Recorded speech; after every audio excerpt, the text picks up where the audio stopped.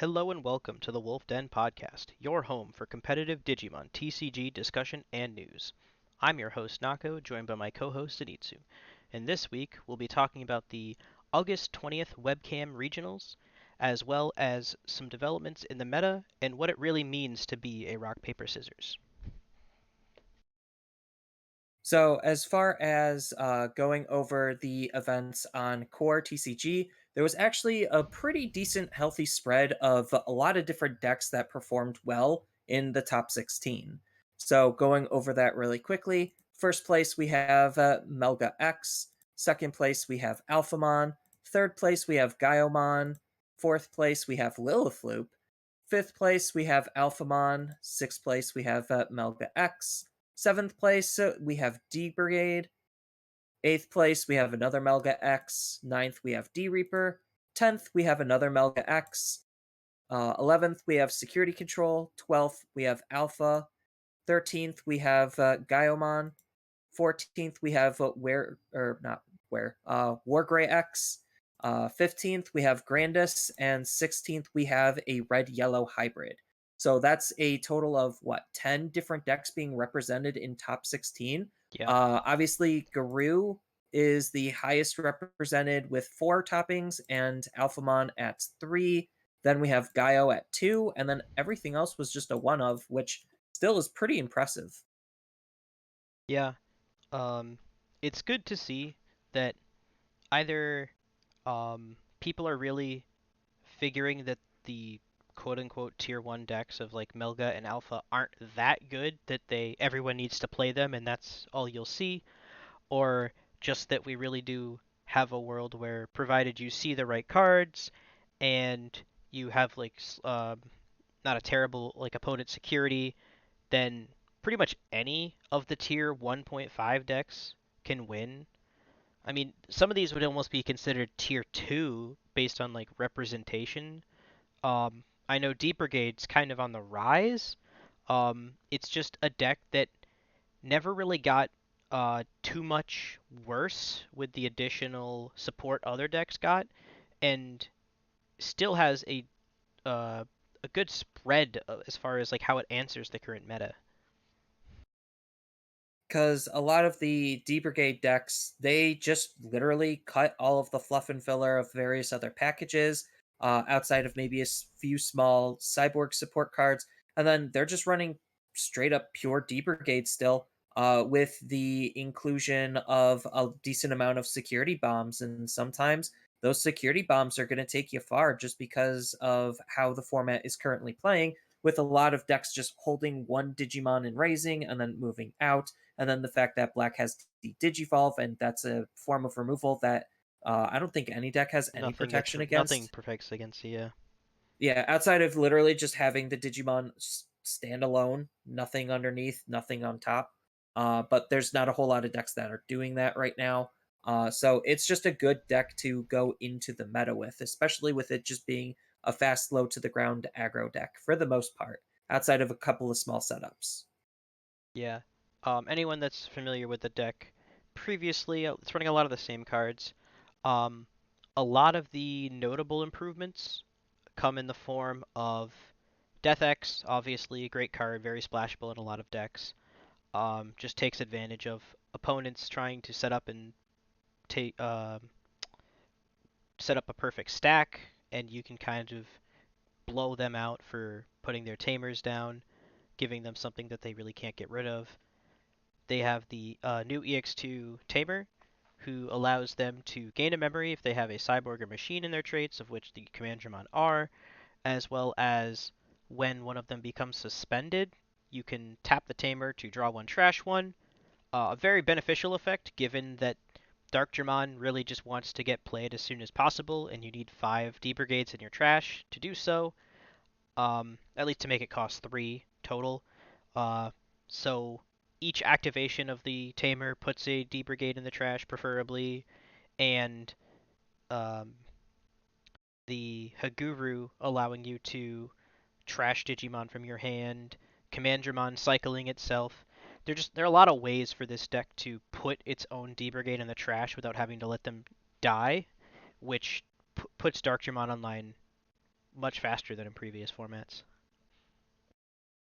And then you're still just running like your black good stuff like Congo and Grumblemon, and you have Pride Memory Boost as a really decent memory boost to try to help keep up the pressure while being able to set up if you don't have Izzy or just any memory fixing tamer on the field for Dark Dramon. Like it's a solid, well-rounded deck.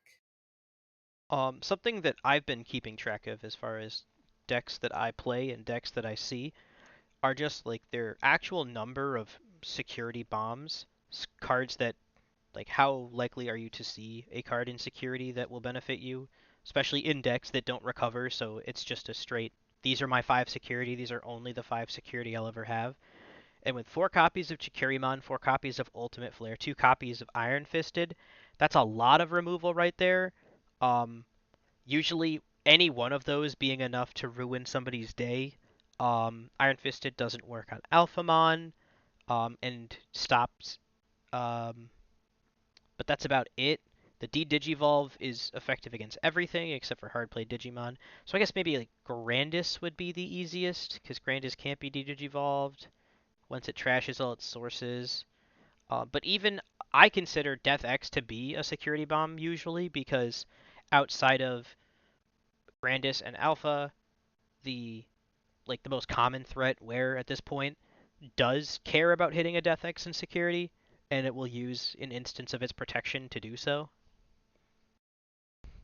I mean, I don't think in that matchup you're like really that worried about losing your protection just because of how low the deck is. You're more afraid of just the D-Digivolve just because that mechanic can really be super brutal. Sometimes like it's not going to be as bad depending on like what your stack is looking like, but it definitely can hurt quite a lot.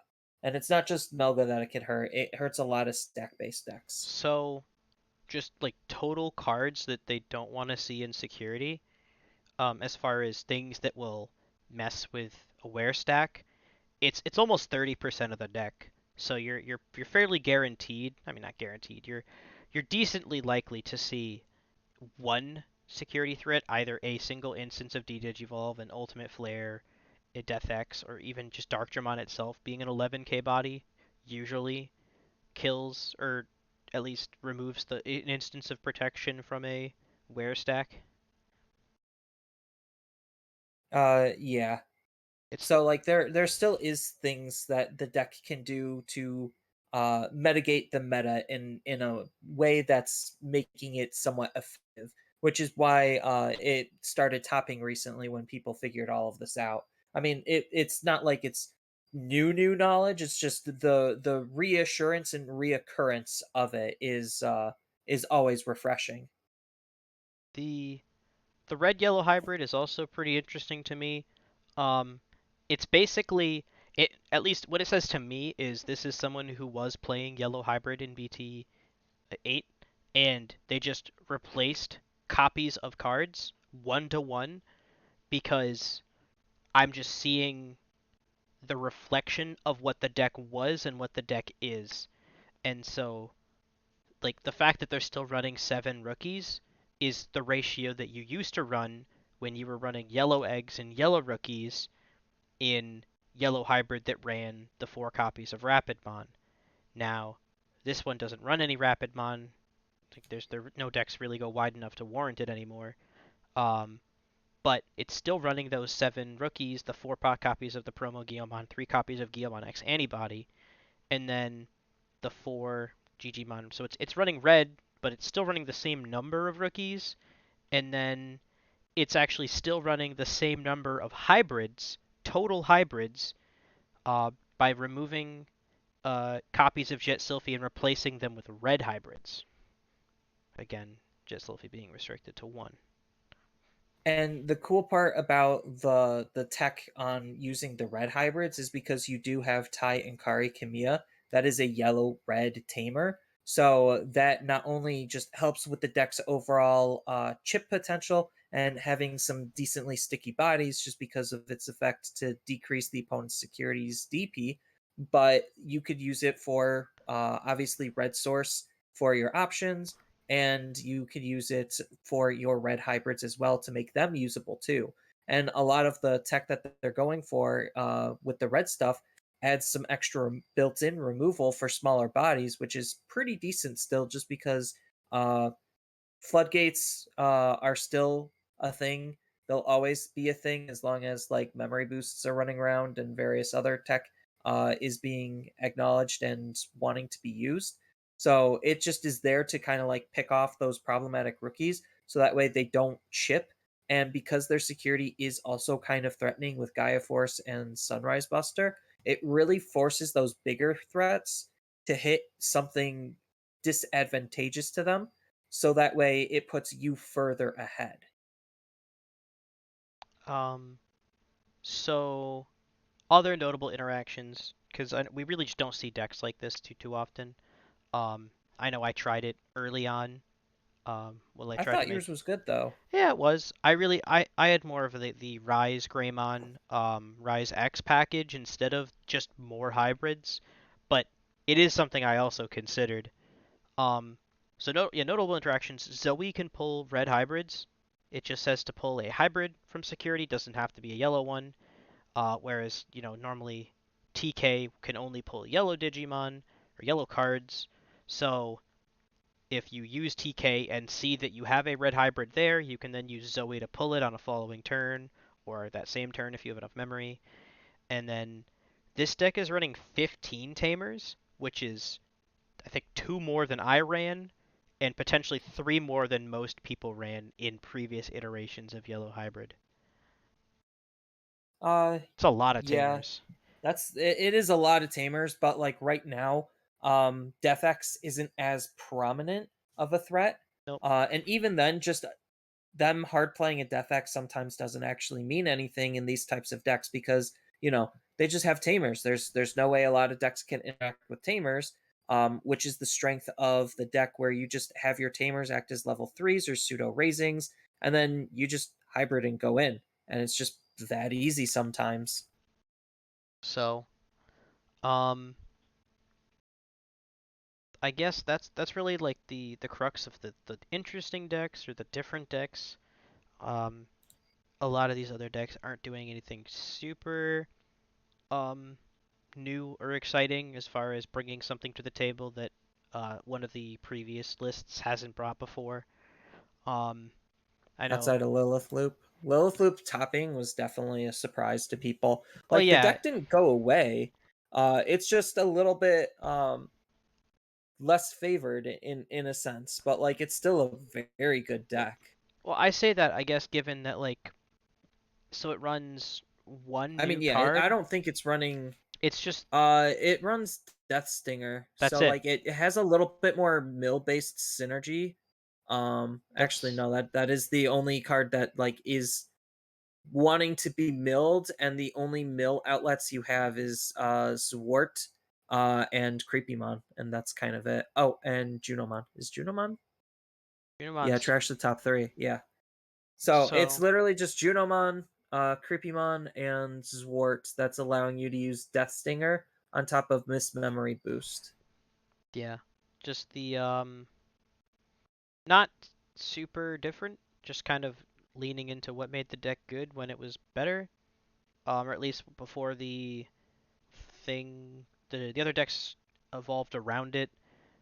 The main, I think, callback of this deck being that players are playing a little bit slower, and even if they don't see their pieces, you definitely have an opportunity to take advantage of the time that you gain with this kind of deck. Because the thing that I noticed, which is what made D Reapers really good, is the fact that you are like a lot of these stack based decks are just hiding their stack in raising because they don't want it to be blown out of nowhere or at random. And that's allowing you to actually have some sort of a field presence before the opponent goes in for basically the kill, so to speak. And this deck is one of the better decks to actually take advantage of a field presence, even though it still is trying to build up its stack. I think it's interesting that we've seen the swing. I wouldn't say it's too far in the other direction, but I remember talking about how Death X is probably the best card of the set, and then you commented that not a single list that topped in that event that we were discussing that given week had a copy of it. There were zero copies of Death X in the top 16, whereas now there are a couple decks that run it, like a decent amount of them, and they usually have two or three of them. Yeah, and it is interesting that we are seeing more and more Death X. But I also think like this is kind of where the rock paper scissorsiness of the format is starting to take shape and like really solidify the rock paper and the scissors. Because you have a deck like Metal Guru where it functionally really doesn't need its tamers. Like it operates off of very little amounts of memory to have such a high output. So something like Death X really isn't going to do anything against Metal Guru. But against something like an Alphamon, where they really need to set up their tamers and have their tamers on the field to do stuff, that allows you to play Death X easier. And then if they just can't get rid or deal with the Death X, then that becomes a huge problem for the Alpha player. And then that's also kind of why Gaiomon is so good, is because it does just mess with Alphamon because it could pop the tamers. Since they're running less coda.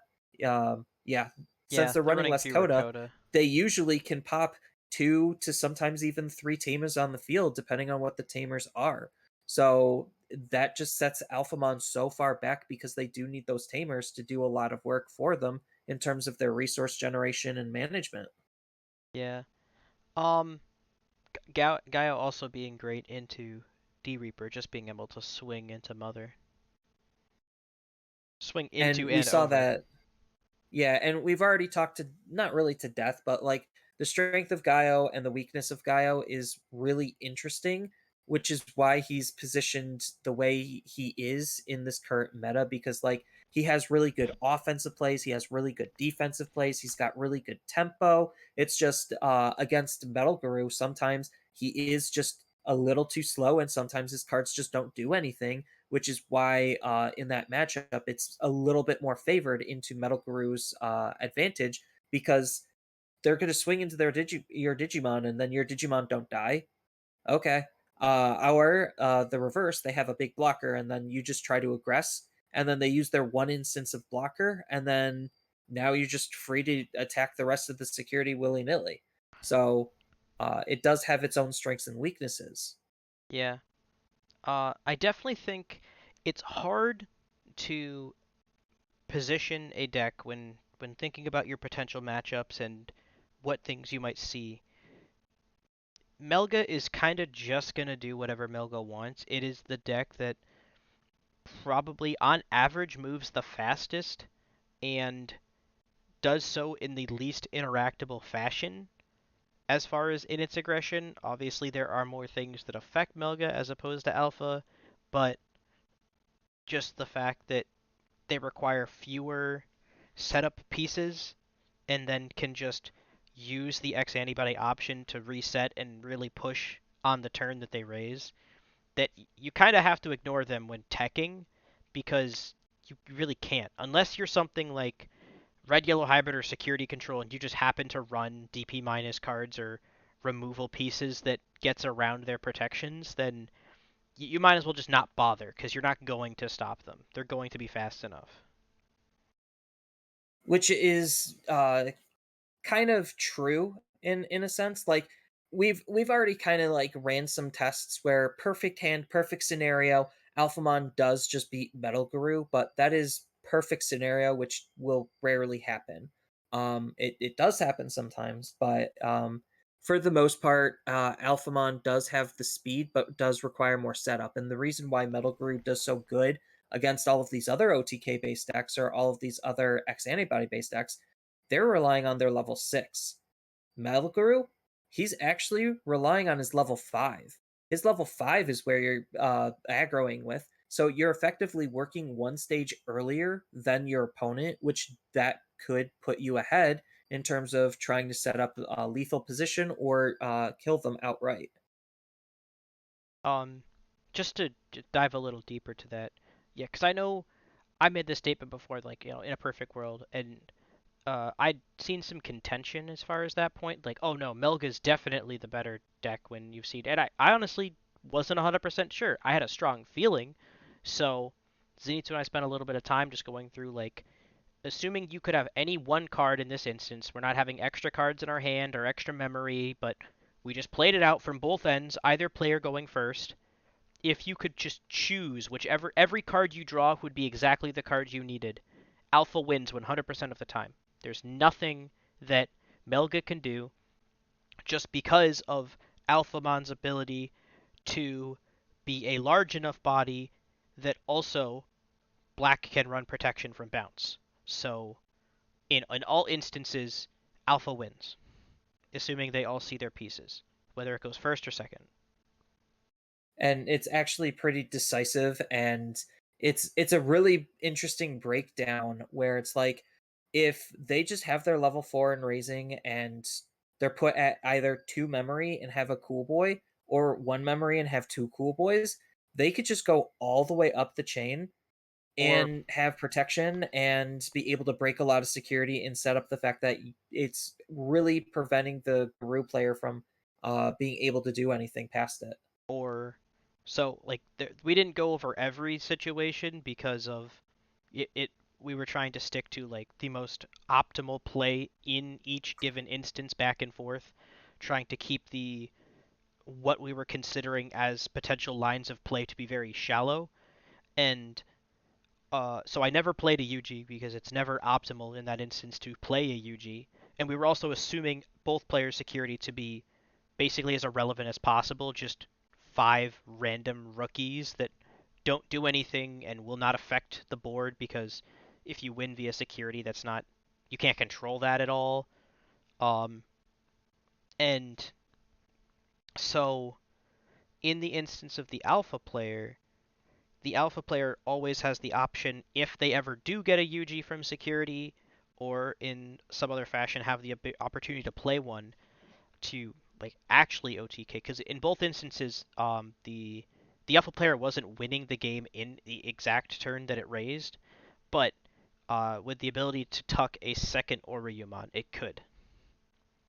Or even just leaving a really solid Alphamon that the opponent just can't do anything about also could lead to lethal positions just because it will have two attacks. Well, And yeah, on top of the end of attack ability could still matter to gain some extra memory in case they hit like a stray hammer spark or something. So it's still a very commanding deck against Metal Guru. And like we already knew that Alphamon was really good to begin with, but just going down and breaking through those scenarios really kind of opened up the strengths of Alphamon. But I think because Alphamon is a little bit slower in terms of it actually wants to set stuff up versus Metal Guru, that puts Metal Guru in a more advantageous position against a lot of other decks. Like Alphamon will feed off of control decks and decks that are a hair too slow, but decks that are also pretty fast if they don't like see everything, they could get blown out very easily and very quickly. Not saying that's going to happen all the time. It's just a distinct possibility. I think an underutilized strength or underappreciated strength of Metal X is its ability to have it has level 3 X antibodies, something that Alpha doesn't have access to.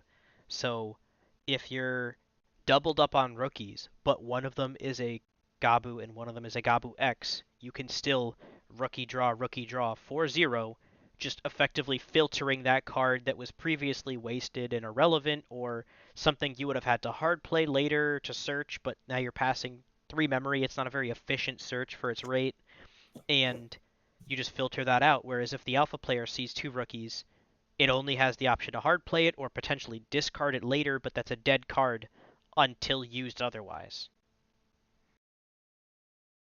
Yeah, it's one of the it's definitely a huge strength to Metal Guru because like even a deck like Grandis, even though they have one, they're never using They're it never the using it way in that fashion.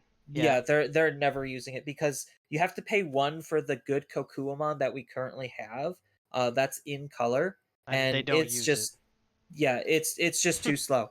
Like I've been going back and forth and thinking like, man, I really like the promo Sagittarius, and then I'm sitting there and I'm thinking, oh, but it costs one to Evo. So it's just not good enough just because even though its effect is still really strong and could benefit the deck, there's just tons of reasons why I shouldn't run it, which is why nobody does. And this is why like a lot of people also kind of limited wanting to run the promo Sagittarius just because it's realistically not needed in the deck at all. It helps if you have the deck space and can run it, but it's not a requirement by any stretch of the word. Yeah, just like usually that single instance of protection like saves you from the first and usually only oopsie of security. It obviously doesn't necessarily do anything against bounces or from gaining memory, but or de-digivolve, but most forms of either just hitting a large Digimon or strict removal is enough.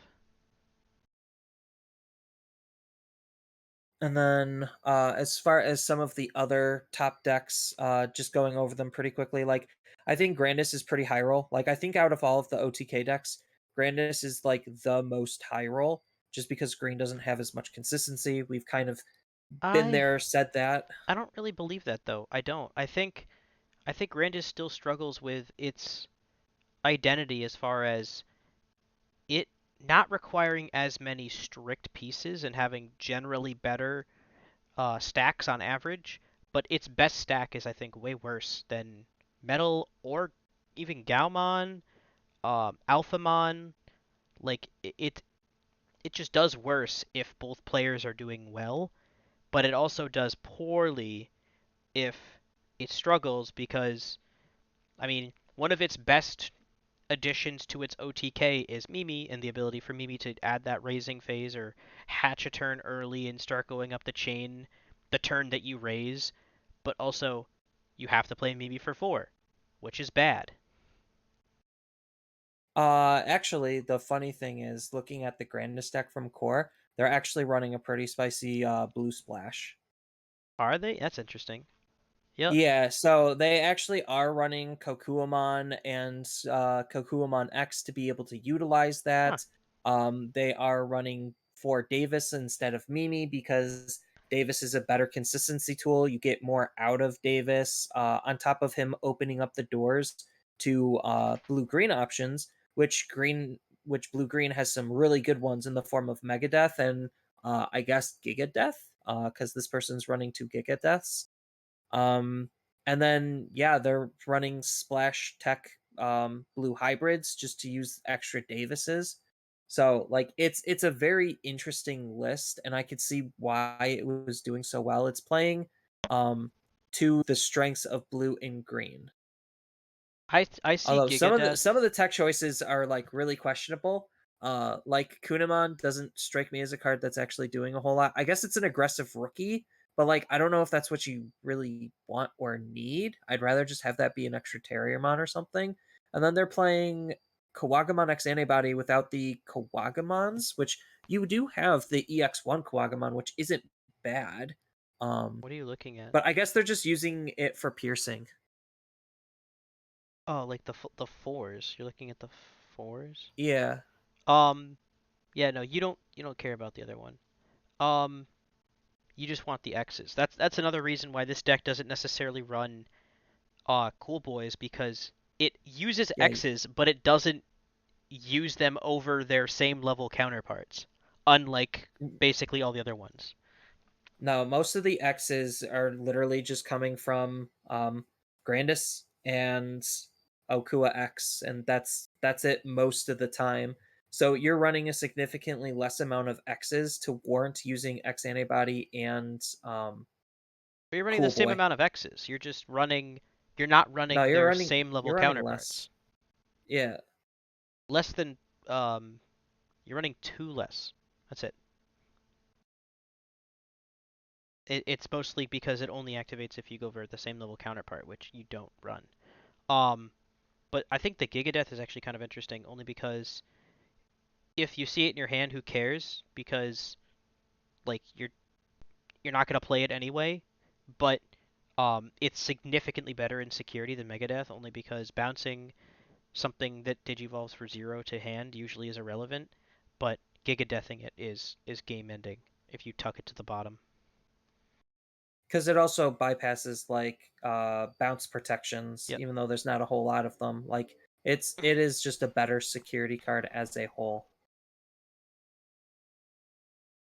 So I think Although, yeah, it also suspends. I was like, it doesn't suspend though. Oh, there it does.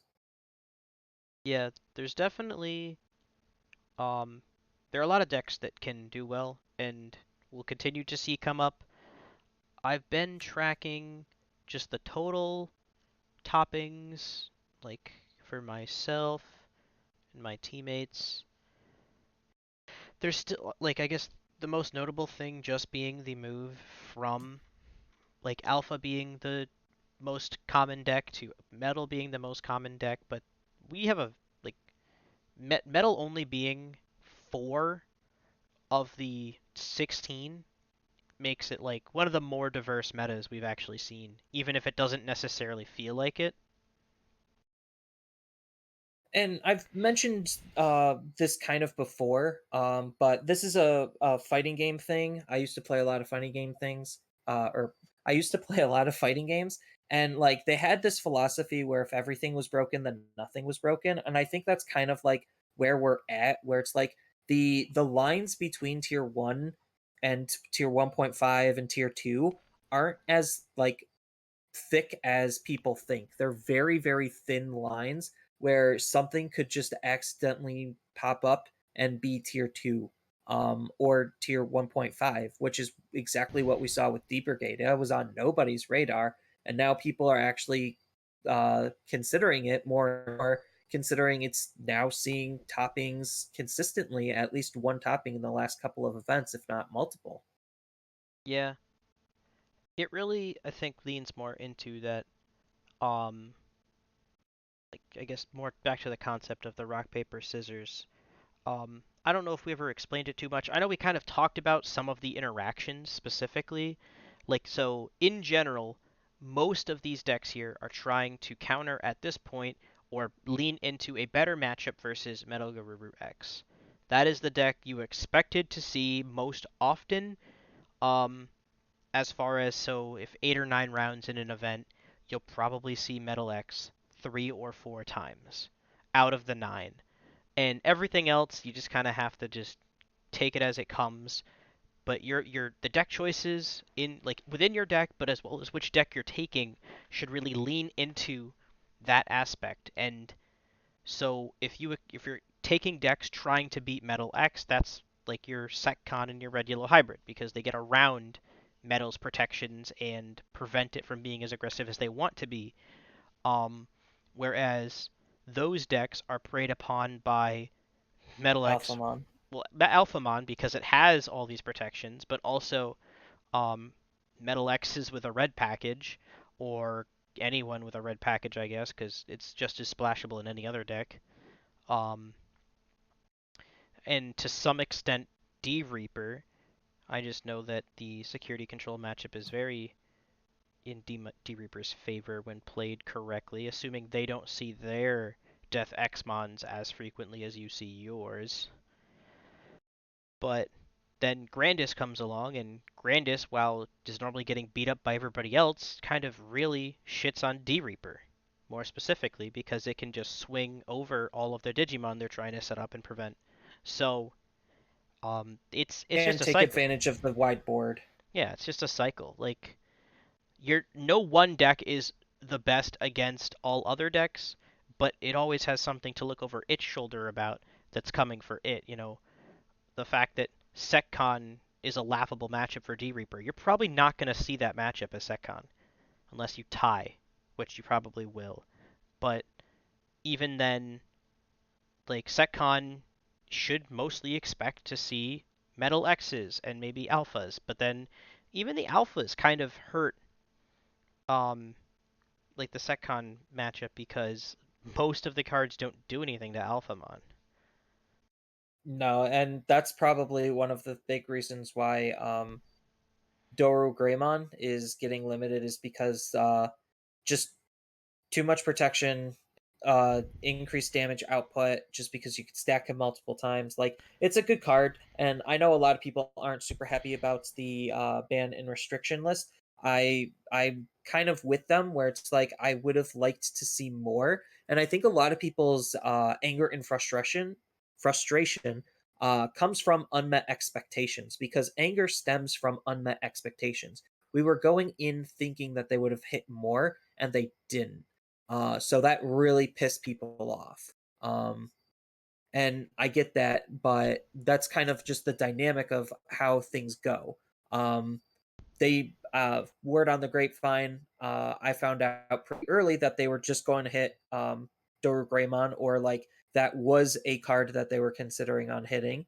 And I was just like, okay, well, they can't just hit that, can they? And that's kind of been like my mentality going into their ban and restriction list. So I'm expecting maybe another update later down the line if nothing's really like changed, to see like what else is going to get affected and how this is going to affect our format when it comes into play, because we have no idea when this effect is or this like limitation is going to affect us. um If ever. and right Technically, now, if ever. yeah, if it, yeah, technically, if ever, we could see this limitation in EX3 for all we know, which means we still get all of BT10, all 1 month of it, to be able to play Alphamon still. But EX3 doesn't come out till November, so we still have a long time to continue to play the deck at the capacity that we currently can. But that's the type of dynamic that these rock paper scissors matchups have, where like you can't just have this one omnipotent deck that just answers everything. That's like literally borderline tier zero, and not even Cross Hearts, as much as the Japanese hate it, is on that level. It's just a good deck, Yeah. yes, probably the most played and represented deck in Japan. Um, at the time of BT10 and a little bit more into EX3. But EX3 is proving to help balance things out, and that's kind of like the whole push and pull dynamic of these matchups. And right now, just because everything is so high powered, uh, it feels very swingy, but it just proves that a lot of decks are viable, and people might not be expecting what is viable, because I'm sure nobody was expecting that red yellow hybrid. I'm sure War Greymon was falling off, and here he is again. So like, there's just a lot more experimentation and diversity that we could be playing around with. It doesn't always have to be, oh, look at Metal Guru X. He's the best deck in the format. Guess I have to play him. No, there's still plenty of other things that you could play. Everyone has their own playstyle, and every deck has its own strengths and weaknesses. Hmm. So, I actually forgot that we haven't really spoken about the restrictions since its announcement, only because we talked about it so much over the weekend. But so anyone that hasn't tuned into Zenitsu's streams over the weekend, um, the my opinion at least on the restriction is that it isn't as unexpected. I was definitely surprised, I guess, as far as I was like, wow, only Doru Greymon. That's because I had just made the argument that I wasn't necessarily expecting to see Doru Greymon because it was featured so heavily in the Dex Doru archetype, right? Like they weren't gonna kill a deck that had no competitive viability at all, but I guess it also put it in a prime space to be hit because Japanese players have already completely switched off of Dexdoru. They never really played it to begin with, and they really don't care 4 sets later, 3 or 4 sets later.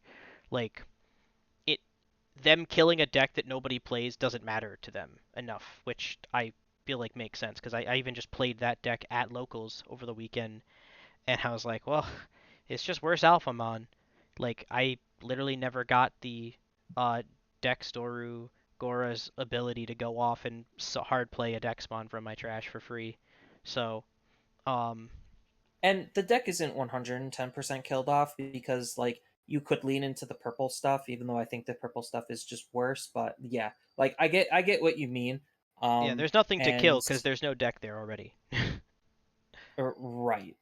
Even though um, there technically is, it's not something I that's actually worth I worrying about. struggle to find one that plays it still.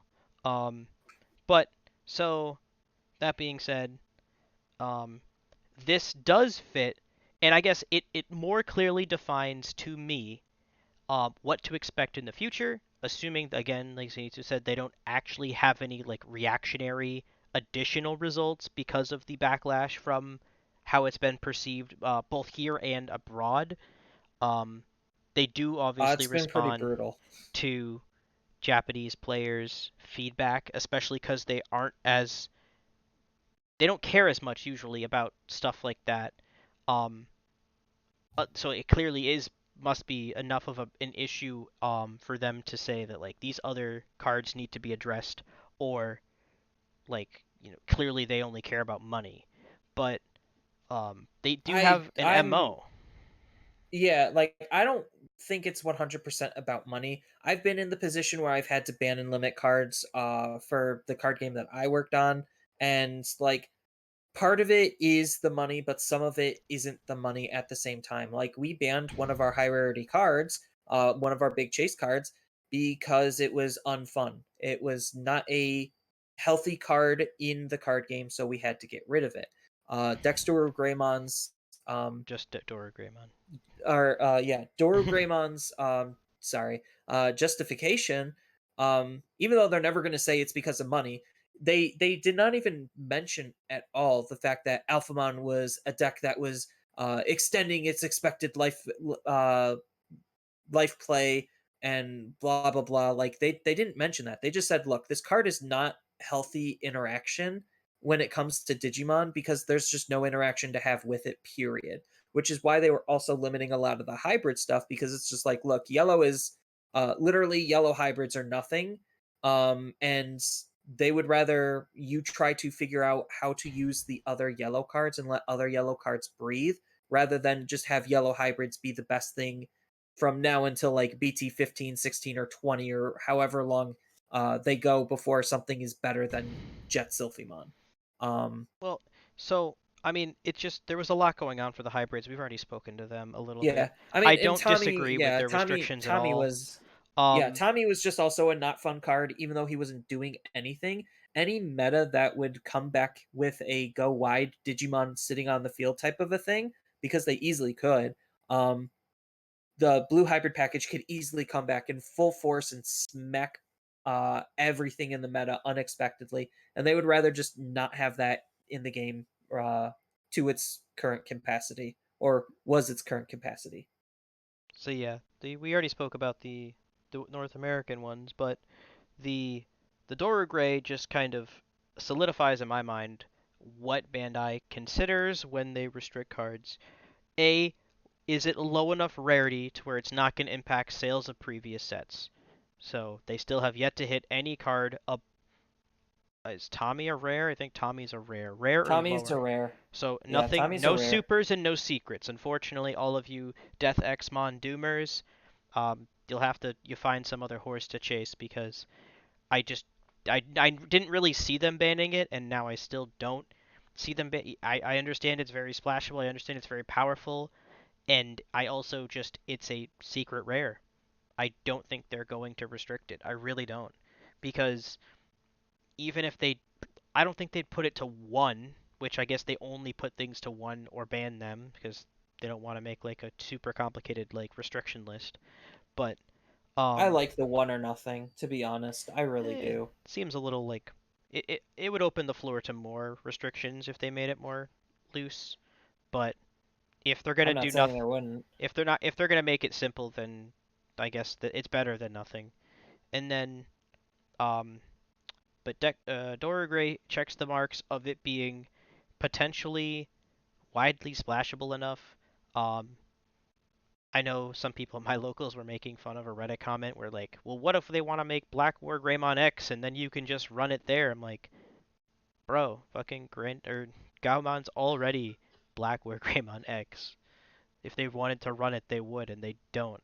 So, um, um, that and It's just the uninteraction when it comes to the protections. Like that's I think that's the nail in the coffin. It being a really good like sec plus one inheritable, but it's the protections. Without the protections, Alphamon is a completely different deck. Assuming you It, could it just if you could just staple the rest of that ability without the protections on another card, it at least changes the complete landscape of the card. Like now, Secon becomes way better because now Alphamon doesn't just dodge all removal, and you don't have that threat of a deck that dodges all removal and can now safely run removal based decks. yeah, So and like it's really ironic, just because all of these cards were also BT7 cards, and that kind of showed how pushed BT7 was as a set as a whole, at least in my perspective. I think that And has we less to finally do have a with card. I the. mean, yes, it has less to do with things, but it's just a happy coincidence, Hmm. so to speak. I think it just has more But to say with like the actual age in which of the restriction of cards. I think I mean we'll see, but like um we are more like I think we're just as likely to see restrictions from 4 sets ago, 4 sets from now of BT9 cards or of BT10 cards 4 sets after BT10. I think the age of the card had more to do with it, which is because that was their reasoning for Savior was not the powerful the exact it wasn't that powerful of a card. It was the restrictive nature of it just making anything they put Jesmon based being or Royal Knight based because they probably knew at that point Jesmon GX was coming, but um oh, they 100% knew. so um they didn't want to make that card broken based on a random interaction with a really old card, and um, just the idea that they want to make good cards. They want to make cards that people want to use. They want to make interesting interactions between new cards, and they don't want a random old card. Banning it, um, or making it like super broken, is as a lot of card games have with Eternal formats. So I think we're very likely to see maybe something like Cool Boy that was highly contested or Sunrise Buster, I think by like BT12 potentially on the chopping block. Based on timelines on like how they've been doing things, probably yeah, Japan would probably be BT12 and it would be our BT11. Depending on when they give us the restrictions. Again, still no confirmed date. If you watch a video about an Alphamon list without 4 copies of Doru Greymon, you are wrong. But But I'm at least happy they are taking more slightly more of an active interest, and willing to limit things more than just once a year. I mean, granted, we've only had like maybe 2 years and they've only done a limitation once a year. But the fact that they are looking at things a little bit more is definitely a good sign that they do care to an extent on like trying to fix the game, so to speak, and have things have unhealthy interactions be somewhat removed.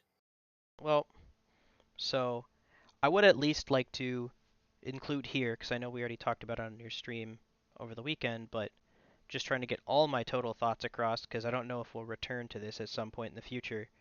Um, like small doomer take that they like it does feel a little odd that they didn't hit anything. They made this whole separate list for Japan, like this And announcement, it was one card. implying that they were going to affect the Japanese meta, and then they hit a tier 2 deck. Like that's Yeah, why that's everyone that's was also predicting even like the cool Sunrise boy people, Buster or Sunrise something. Yeah, Buster or Shout 4 or you know something of that nature because that's what the Japanese meta is dealing with. Those are the decks that they're seeing. Those are the cards that are oppressive to them. Why make a separate announcement if you're not going to hit the cards that affect them? Alpha affects us way more, especially I mean we're literally in BT9. It's one of the best decks, if not the best deck of the format.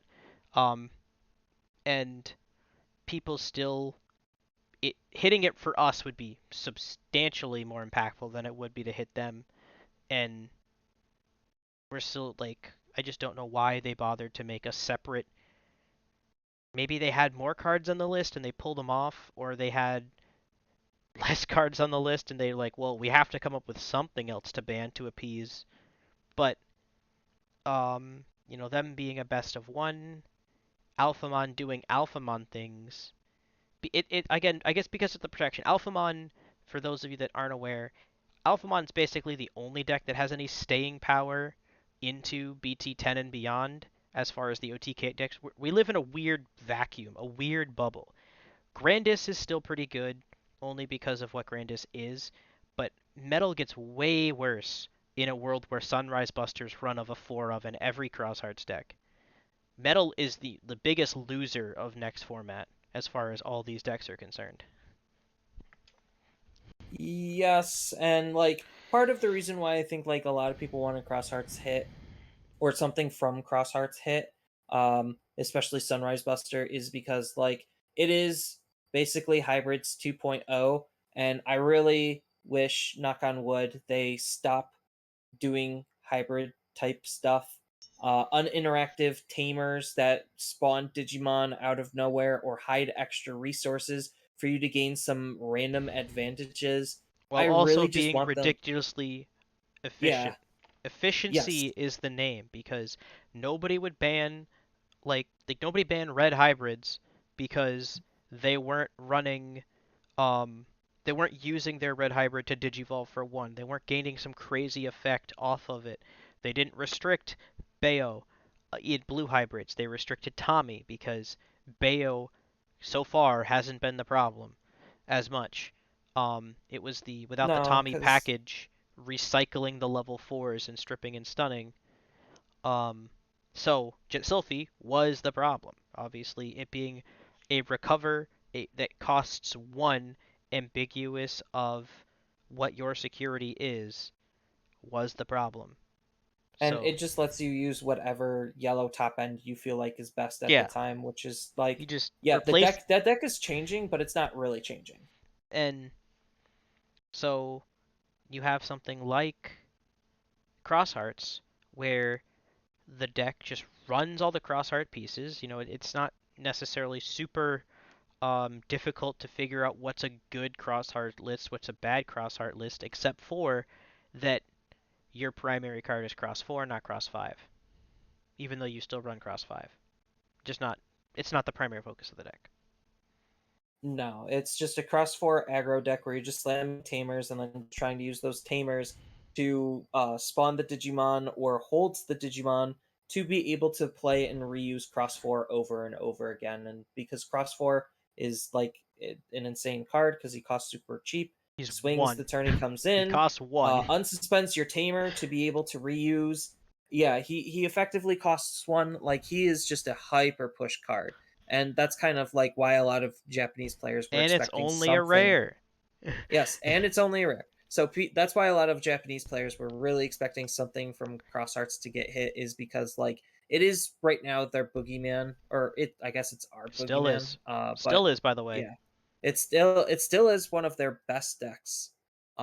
And unfortunately, part of the reason why they didn't want to is because like it's getting support in BT11, but I would have also thought and made the argument, but that's the perfect time because they're getting new tools to play with, and this could like lean people more into something using some of the new tools. But anyway, um, even Cross Hearts has its own sets of strength and weaknesses based on the format, and that's why a card like Death X is on the rise, is because of these go wide tamer based decks that make it easy to play. Whereas right now, because everything is more single stacked, um, it's harder to play Death X. And that's just the dynamic of the card game itself, and just card games as a whole is just you can't solve the problem for everything, and you just have to play to your best outs, the best that you can possibly do with the tools that are allotted for your deck. Um, I think another interesting thing to note is that even though um, Crosshearts is doing so well over there, they're still dealing with the the meta as it relates to um, prior to our restriction. So even though it's EX3 and our restriction for Tommy and Jet Sylvie were announced weeks ago, I guess not a month ago, then they're still playing with them. That was only for North America, which changes their meta slightly. Yellow Hybrids is still a top tier deck in EX3 without or with 4 copies of Jet Sylvie, but um, while North American slash English players are more inclined to break things for the sake of competitiveness. They're more likely to just play the deck that is more broken, regardless of whether it is more fun. Um, it's just kind of in our nature. I know that's why they say we have a weird inclination towards control decks or towards like security control and stuff like that. Um, there still was not a tier 0 deck in BT 10 or for EX3 at the moment.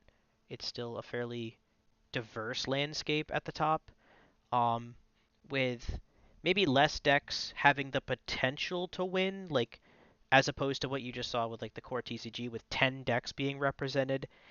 I could probably see that number get cut in half for the next couple formats that we're aware of, I guess, being BT10 and EX3.